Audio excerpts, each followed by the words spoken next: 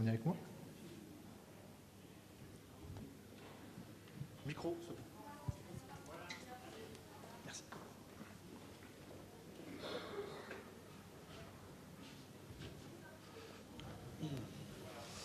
Voilà, donc nous avons la première patiente qui est donc passée au bloc ce matin. Je vais peut-être donner la parole à Xavier Cassard pour qu'il nous explique un petit peu ce qui se passe maintenant et l'équipement que je vois au pied de la patiente. Alors, la patiente en post-op immédiat, c'est-à-dire avant le réveil, bénéficie d'une cryothérapie, pressothérapie active avec une machine qui s'appelle Game Ready, donc, et qui permet d'avoir une cryothérapie très efficace, plus pressothérapie. Elle la garde la durée du séjour, c'est-à-dire 6 heures environ. Et on va regarder comment ça se passe donc à la sortie de la cryothérapie. On va soulever... Donc le test, là, on fait vraiment exactement ce que je fais d'habitude. On coupe la machine. On coupe la machine. On va sortir le jersey. Donc vous voyez que la patiente a été rhabillée en tenue de ville. Vous voyez qu'elle n'a pas de drain. Et puis je lui demande le petit test. Attendez, avant de vous lever. Vous allez lever la jambe. Super. Vous allez la plier. Allez-y. Allez-y, encore un peu. Super. Est-ce que ça vous fait mal, là? Non, pas du tout. Pas de douleur. Bon, apparemment, elle a pas mal, donc c'est comme ça que ça se passe d'habitude, on va dire. Eh bien, vous allez vous lever? Allez, elle va se lever.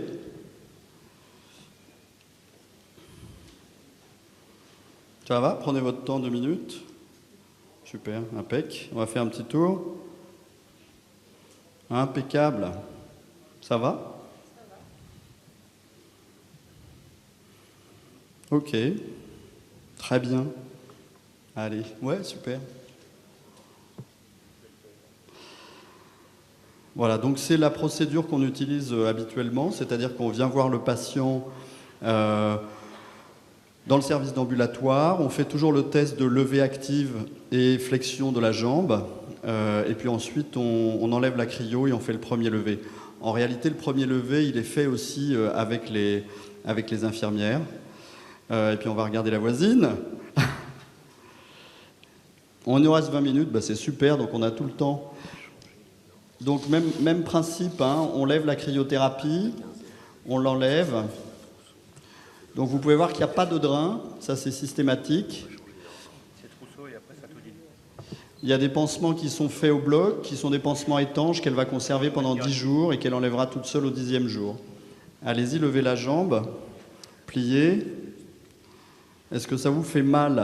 Non, ça me fait pas mal. Un tout petit peu. Non, vraiment, ça va. Elle le dirait sinon, nous dit-elle. Bon, très bien, impeccable. Voilà. Bon alors, cette dame-là, elle n'est pas encore tout à fait présentable parce qu'on ne lui a pas enlevé sa chemise d'opéré encore. Donc, on va éviter de la faire se lever pour rester décent. Voilà. Je voudrais simplement avoir l'intervention de Sandrine. Pour un petit peu nous expliquer comment, sur le plan infirmière, vous prenez en charge ces patientes en post-opératoire. Alors, en post-opératoire, donc, elles arrivent avec le brancardier. Ensuite, nous, on regarde les prescriptions post-opératoires à faire pendant la durée du séjour. Une fois, on vient ici auprès du patient. On leur prend une tension. Ensuite, on évalue la douleur. On regarde la mobilité de la jambe. Et ensuite, on branche donc l'appareil à cryothérapie pour leur donner du froid. Voilà. D'une façon générale, la cryothérapie, ça a amené quelque chose d'important pour vous sur le plan du soin infirmier. Ça vous a amélioré les choses? Oui, tout à fait, parce que c'est quelque chose qui est constant, en fait. Le froid est constant. Parce qu'avant, on avait des packs de glace. Bon, c'était pas tout à fait... ça ne maintenait pas vraiment la jambe au froid, quoi. D'accord. Voilà. En même temps, je crois qu'il y a non seulement de la cryo, mais également de la pressothérapie. C'est un effet massant également sur le membre inférieur. Est-ce que vous avez noté qu'il y avait des changements au niveau de la cicatrice? Est-ce que vous avez noté qu'il y avait plus ou moins d'œdème, plus ou moins d'hématomes? Dans l'immédiat, donc ici, non, il y a pas d'œdème. ni d'hématome. D'accord. Voilà. Par rapport à avant, c'est-à-dire est-ce que tu as remarqué que par rapport à avant la cryothérapie, il y avait moins d'œdème et moins de saignement? J'ai pas assez de recul pour Pas assez de dire. recul. Non, pas assez de recul parce que moi j'ai vraiment connu que ça. D'accord. Voilà. Normalement, les patientes ne reçoivent aucune prémédication sédative, mais là, il se trouve qu'elle a reçu une prémédication sédative. Cette patiente, quelle prémédication a-t-elle reçue et vous savez-vous pourquoi? Alors ce matin, donc j'ai donné un comprimé de Xanax et puis un comprimé de Xyzal. C'est parce qu'elle avait un terrain allergique en fait. D'accord. Voilà. Et Est-ce que tu peux réexpliquer quelle était la raison, s'il te plaît? Cette jeune dame a eu un choc anaphylactique au curare dans ses antécédents, donc une petite préparation antihistaminique était la bienvenue, bien que nous ne fassions jamais de curare pendant les anesthésies, donc a priori il n'y avait pas de souci, mais quand même il valait mieux assurer, et voilà pourquoi elle a eu une petite prémédication. Et puis pour elle c'était aussi un petit peu stressant, une anesthésie, quand ça ne s'est pas bien passé la première fois, on a envie d'être détendu, parce que plus on est détendu, à mon avis, moins on souffre en post-opératoire aussi. Alors malgré tout, cette prémédication sédative a eu une conséquence, j'imagine. Est-ce que vous pouvez me dire quelle a été la conséquence pour cette patiente de retour de bloc opératoire? mais cette dame était très endormie au retour du bloc. Bon, elle a eu un peu plus de mal à être bien, voilà, comme les autres quoi, en général. Voilà. D'accord, je vous remercie. Je crois qu'on est arrivé un petit peu au bout de notre temps de parole, donc on va vous laisser reprendre la main pour répondre à d'éventuelles questions.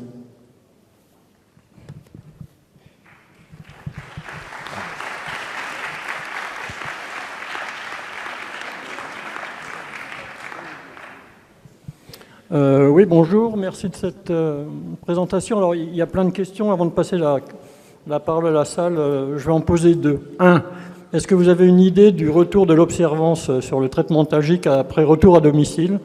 Parce qu'entre ce qu'on se prescrit et ce que les gens prennent, on n'est pas toujours... on est souvent surpris. Deux, pour revenir sur le dernier élément que vous avez évoqué, on sait que la prémédication, quand même, ça plombe la prise en charge en but. Et ici, comme ce matin, l'objet de la prémédication est finalement pas clair. Enfin, je comprends qu'on puisse anticiper ou prévenir un risque allergique, mais c'est un peu à la fois ceinture et bretelle dans un contexte ambulatoire où c'est pas forcément nécessaire. Alors, pour répondre à la première question sur l'observance du traitement, en préambule, chaque patient bénéficie d'une prise en charge explicative approfondie avec une consultation infirmière qui poursuit ma consultation. Et le traitement antalgique anti-inflammatoire est expliqué. Et par ailleurs, il est délivré en pharmacie avant l'hospitalisation, de sorte que le patient arrive pour l'hospitalisation avec déjà son traitement, je dirais, dans la poche. Donc les patients partent avec le traitement, ce qui est un premier facteur de prise de ce traitement. Après, je crois que jusqu'à présent, je n'ai pas eu de problème d'observance. Il y a quelques patients qui n'ont pas pris d'antalgique parce qu'ils n'avaient pas mal, mais on explique bien les choses pour les anti-inflammatoires. Alors il y en a peut-être qui n'en prennent pas, mais ça n'a jamais été vraiment un problème. Quant à l'anticoagulation, on démarre le lendemain un anticoagulant par le Venox 40 pendant 8 jours, et ça, le rendez-vous avec l'infirmière est pris d'ores et déjà, donc ça suit également. Pour répondre, je vais reformuler la question concernant la prémédication. La question était la suivante.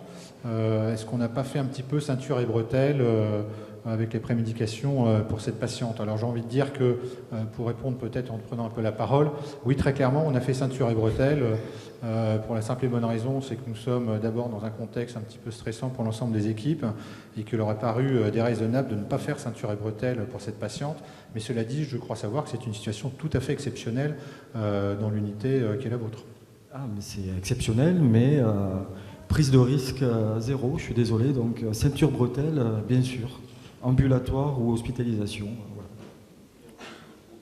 On peut voir le visage de la patiente qui est quand même assez rayonnant malgré la prise d'un Xanax. Après, elle sourit, elle a mangé, Non. elle va se lever, elle va partir. Oui, là, il y a une toute petite astuce, c'est que je crois que Xavier a expliqué à la patiente qu'elle serait avec Georges Clooney durant l'après-midi. D'ailleurs, elle a même refusé l'ambulatoire quasiment pour rester un peu plus avec Georges, je crois. Des questions Voilà, dans la je vous rends salle? la parole. Oui. Jérôme Villemino, je voulais poser une question sur Game Ready, mais vous y avez déjà bien répondu. Par contre, j'ai vu qu'il y avait des cannes qui traînaient le long de la table de nuit de la patiente et qu'elle ne les a pas prises. Donc, quelle est, Xavier, ta politique par rapport aux cannes? Et question subsidiaire, est-ce qu'elle va rentrer en vélo? Alors, elle ne va pas rentrer en vélo ni à cheval, elle n'a pas le droit de conduire, et les cannes, c'est une sécurité. Donc avec la technique que l'on utilise, il n'y a pas d'attel, et les cannes sont en sécurité pendant 2 à 3 jours. Voilà, et par ailleurs, on a un protocole d'auto-rééducation sur les 3 premières semaines. Oui, je voudrais quand même revenir un peu sur la prémédication, parce que je ne voudrais pas qu'on jette le bébé avec l'eau du bain. Ça peut avoir un intérêt, l'anxiété ça existe, ça a bien été montré, il y a pas mal d'études qui l'ont montré. Donc on puisse faire une prémédication à un certain nombre de patients me semble être une bonne chose. Nous, nos patients sont prémédiqués avec de l'Hypnovel sur un morceau de sucre et je vous garantis que ça n'a jamais retardé la sortie d'un patient.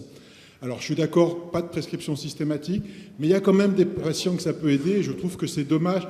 Voilà, encore une fois, ne jetons pas tout. Il y a des patients qui peuvent bénéficier de ça et on a des produits comme l'Hypnovel, le midazolam qui ont une durée une demi-vie suffisamment courte et qui sont compatibles, je pense, avec une hospitalisation en ambulatoire. Juste pour rebondir, Axel Maurice de Marseille, sur la prémédication, on a fait une étude en prospectif randomisé avec des benzodiazépines. Vous pouvez parler plus fort? Donc on a fait une étude en prospectif sur 1000 patients qui démontrait qu'en fait il y avait des scores PQRS en salle de réveil qui étaient bien plus bas, bien plus mauvais avec une prémédication anxiolytique de type benzodiazépine. Alors c'est vrai qu'il y a une méta-analyse Cochrane qui montre qu'il n'y a pas de retard à la sortie en ambu. Il faut éviter que les gens... pardon. Il faut éviter que les patients soient sédatés pour les prémédications, certes, mais quand même, c'est vrai qu'il y a des gens qui sont quand même anxieux. Et une petite anxiolyse, alors peut-être pas à base d'Hypnovel, ou peut-être quelque chose d'un peu plus léger, style alprazolam, mais à faible dose, ça peut faire du bien, parce que je pense que l'anxiété, quand même, ça joue dans le vécu de la douleur en post-opératoire, et puis même un patient qui est plus détendu au bloc opératoire, ça ne peut que mieux se passer sur tous les niveaux. Alors je ne dis pas que c'est systématique, mais c'est vrai que de temps en temps, une petite benzodiazépine, ça peut faire du bien, bien évidemment. Le médecin a souvent l'impression que c'est le cas. De réponse.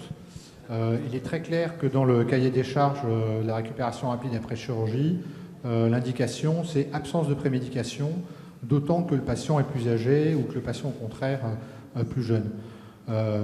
L'expérience nous a démontré que si on se limite à de la gabapentin et prégabaline, on n'a pas trop d'effets sédatifs, ce qui est quand même ce qu'on en recherche. On peut avoir peut-être des effets bénéfiques, ce n'est pas encore complètement démontré dans la littérature, mais très clairement, benzo, tout ça, je crois qu'il faut vraiment le jeter à la poubelle. Dans la très très grande majeure partie des cas, il peut y avoir des cas exceptionnels, hein, bien évidemment. Donc c'est encore une discussion, vous voyez, qui est présente parmi nous. On n'est pas tous d'accord là-dessus, mais très clairement, l'expérience nous a démontré que l'absence de prémédication, c'était encore ce qu'il y avait de mieux à faire pour nos patients. Je suis d'accord. Ton avis peut-être ? Moi, mon avis, c'est que je fais confiance à mon équipe d'anesthésie. Jusqu'à présent, on n'a, je dirais, pas de prémédication dans la grande majorité des cas, mais je leur laisse, en fonction de leur ressenti, faire une prémédication légère. Et c'est vrai qu'on le voit très bien aujourd'hui, hein, avec notre deuxième patiente qui avait une composante anxieuse liée à ce choc anaphylactique et qu'on peut bien comprendre et qui finalement va sortir tout à l'heure dans d'excellentes conditions. Donc je crois qu'il ne faut pas être dogmatique. On n'est pas pour, très clairement, on n'est pas pour la prémédication, ça c'est certain, mais on se réserve la possibilité, dans quelques rares cas, Dominique, c'est quoi? C'est 2%, 3%? Enfin, c'est peu, quoi. Moins de 0,5 m'a dit Dominique tout à l'heure. Entre 5 et 10%. Oui, voilà. Des gens anxieux, ça existe, quoi. Il y a des gens, c'est un stress de venir se faire opérer, c'est quelque chose d'étranger qui est angoissant et de temps en temps, une petite prémédication est la bienvenue. Mais il ne faut pas, comme dit Xavier, être dogmatique, ça c'est sûr. Voilà. Alors il est vrai quand même que depuis qu'on a démarré donc en janvier 2010 la ligamentoplastie en ambulatoire, on a quand même bien travaillé sur la préparation des patients. Et d'ailleurs, je pense qu'on peut demander leur avis à nos patientes sur l'information dont elles ont bénéficié en préopératoire. Est-ce que vous avez été suffisamment informés? Et est-ce que cette journée, finalement, se déroule comme elle a été annoncée, ou est-ce que vous avez découvert des choses? Non, non, non, du tout, j'ai rien découvert du tout, puisque moi, quand je suis venue à l'origine pour vous voir en consultation, j'ai eu la possibilité de rencontrer tout le monde. On m'a tout expliqué, tout ce qui allait se passer. Et c'est vrai que moi, dans mon cas, au niveau de l'anesthésie, c'était quand même un gros stress. Donc d'avoir rencontré tout le monde, d'avoir pu en parler, d'avoir pris le temps de tout décortiquer, en tout cas dans mon cas, c'était vraiment nécessaire et ça m'a beaucoup aidé. Je suis arrivée stressée bien sûr de par mes antécédents, mais j'étais pas stressée dans le déroulement de la journée en tout cas.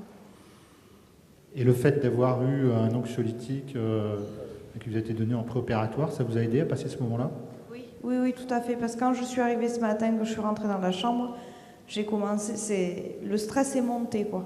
Et du moment où j'ai pris le médicament, où il a commencé à me faire effet, voilà, ça s'est relâché et voilà, je suis partie au bloc détendue. Merci beaucoup, c'était très clair.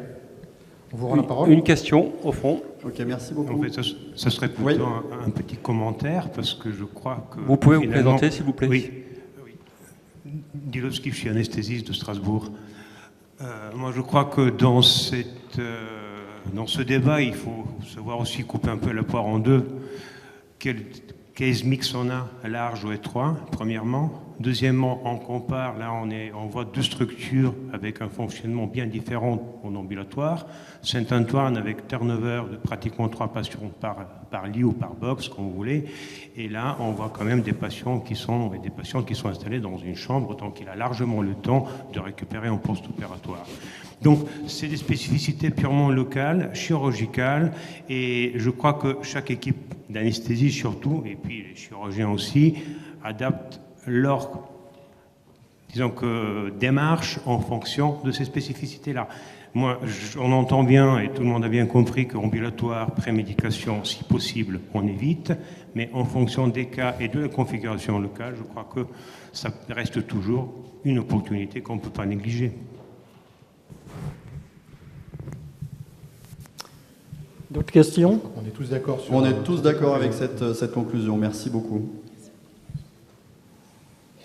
Comme l'a écrit Lassoir dans ses recommandations il y a 6 ans ou 5 ans maintenant, il n'y a pas de dogme en ambulatoire et la question n'avait que le mérite de soulever les pratiques parce que la prémédication, comme le jeûne dont on a parlé avant, le problème, ce n'est pas de savoir si on respecte le jeûne ou pas, c'est quel type de jeûne, quelle recommandation du jeûne moderne. Et on se rend compte que quand on va dans 90% des établissements en France aujourd'hui, le jeûne moderne n'est pas appliqué. La prémédication, pour avoir visité un certain nombre d'unités de chirurgie ambulatoire, je ne parle pas de Toulouse, mais beaucoup de centres prémédiquent systématiquement. Donc le dogme à l'inverse est délétère pour la prise en charge. C'était provocateur ma question, mais comme aujourd'hui ça fait 2 fois qu'on voit une patiente prémédiquée, j'en ai profité pour soulever cette question. D'autres questions?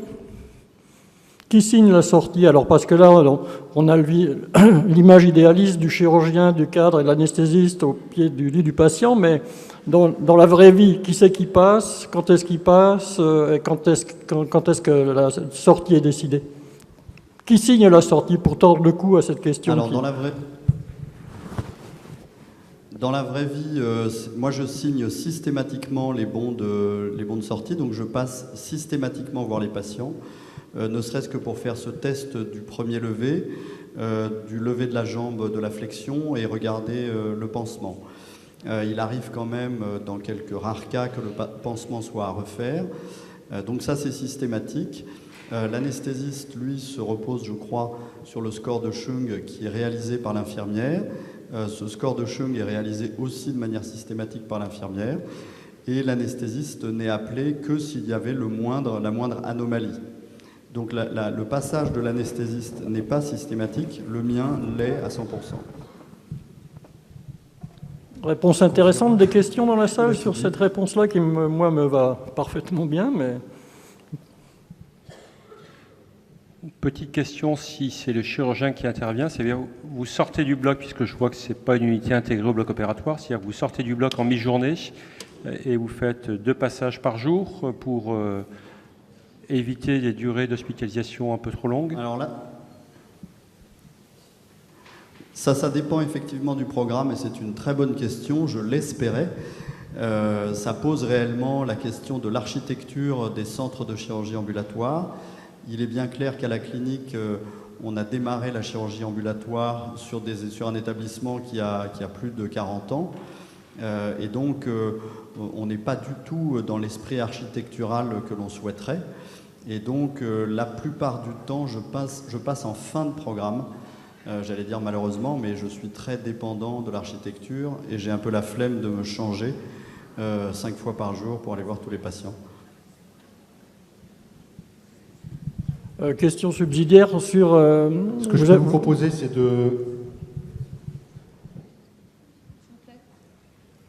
Ce que je vous propose, c'est de voir peut-être la dernière patiente d'hystérectomie, puisqu'elle est autonome ambulatoire, et puis on la reverra peut-être tout à l'heure, simplement pour montrer ses capacités déambulation quelques heures. Il y a une question au fond. Oui. Oui, pour revenir, revenir sur les sorties. Vous présentez, s'il vous plaît. Est-ce que c'est plutôt l'anesthésiste ou le chirurgien qui donne l'heure de sortie? Est-ce que c'est en fonction de l'intervention ou de l'anesthésie? Ni l'un ni l'autre, c'est en fonction de l'évolution du patient et du score du patient. Donc un patient qui est bien, qui a un score qui est correct et que j'ai vu, ça c'est très important, peut sortir, encore une fois, s'il y a la moindre anomalie, en fonction du score, la sortie est retardée et où l'anesthésiste est appelé. Ça n'arrive pas très souvent. Non, ça n'arrive pas. Mais... Ça n'arrive pas, oui. On vous remercie 1000 fois. Donc voilà, il n'y a pas d'heure précise. On vous remercie 1000 fois pour le temps consacré. Merci à vous. Merci encore, à bientôt Toulouse. À bientôt. Je crois